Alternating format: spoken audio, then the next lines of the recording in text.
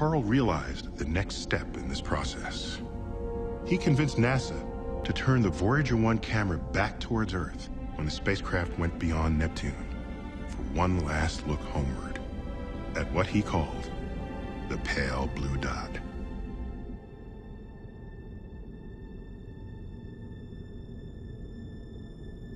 That's here.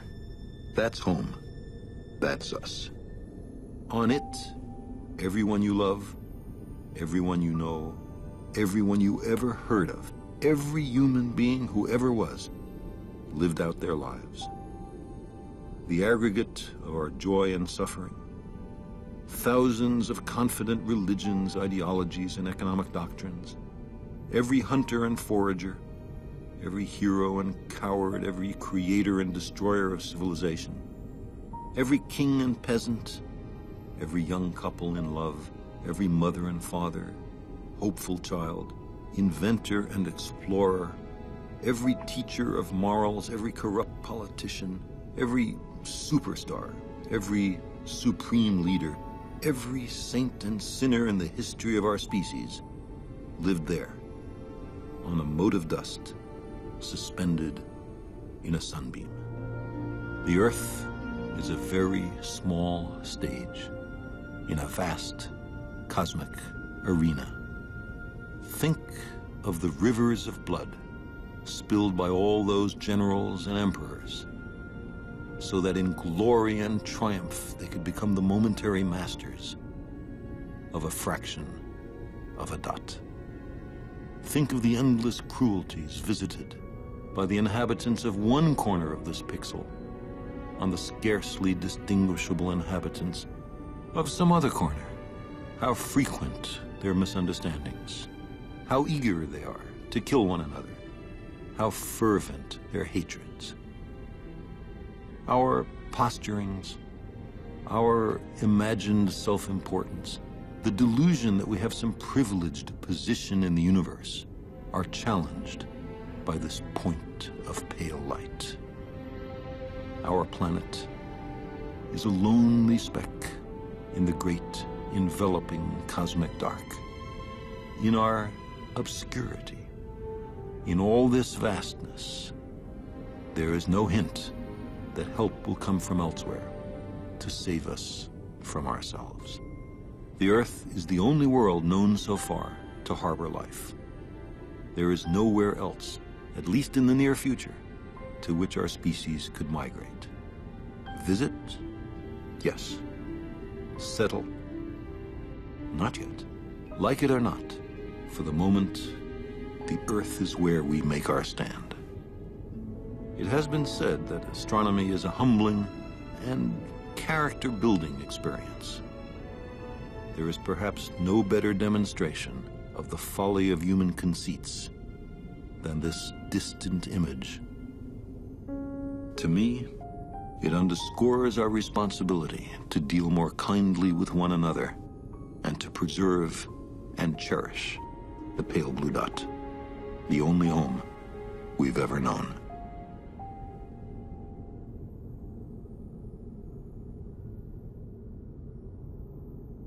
How did we, tiny creatures living on that speck of dust, ever manage to figure out how to send spacecraft out among the stars of the Milky Way? Only a few centuries ago, a mere second of cosmic time, we knew nothing of where or when we were. Oblivious to the rest of the cosmos, we inhabited a kind of prison, a tiny universe bounded by a nutshell. How did we escape from the prison? It was the work of generations of searchers who took 5 simple rules to heart.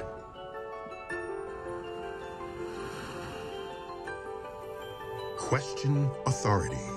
No idea is true just because someone says so, including me. Think for yourself.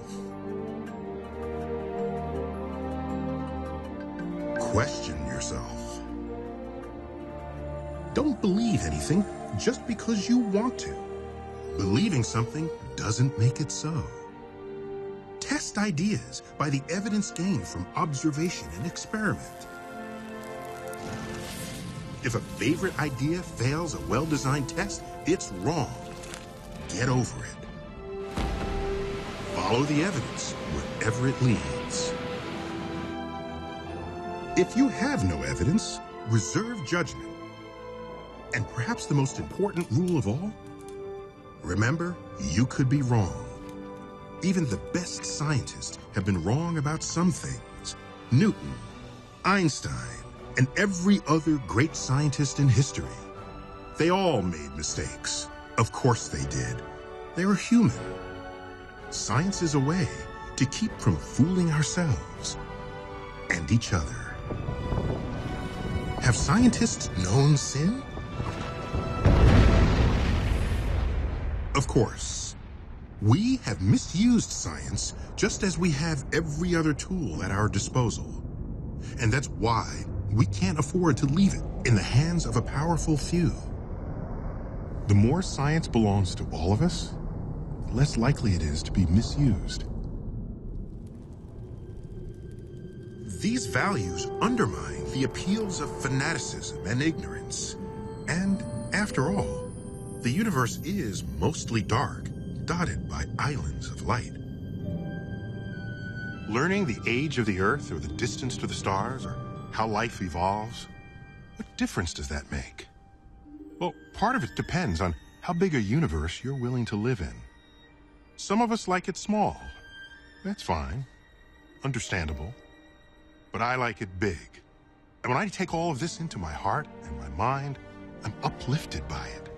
And when I have that feeling, I want to know that it's real. That it's not just something happening inside my own head.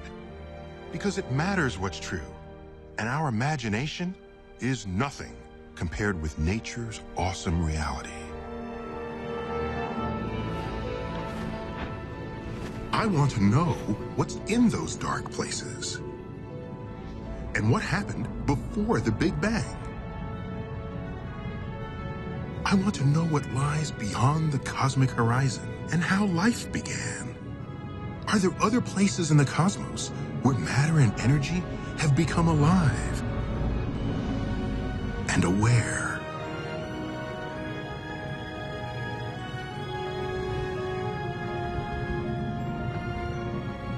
I want to know my ancestors, all of them. I want to be a good, strong link in the chain of generations. I want to protect my children and the children of ages to come. We who embody the local eyes and ears and thoughts and feelings of the cosmos, we've begun to learn the story of our origins. Star stuff, contemplating the evolution of matter, tracing that long path by which it arrived at consciousness. We and the other living things on this planet carry a legacy of cosmic evolution spanning billions of years. If we take that knowledge to heart, if we come to know and love nature as it really is, then we will surely be remembered by our descendants as good, strong links in the chain of life. And our children will continue this sacred searching, seeing for us as we have seen for those who came before, discovering wonders yet undreamt of in the cosmos.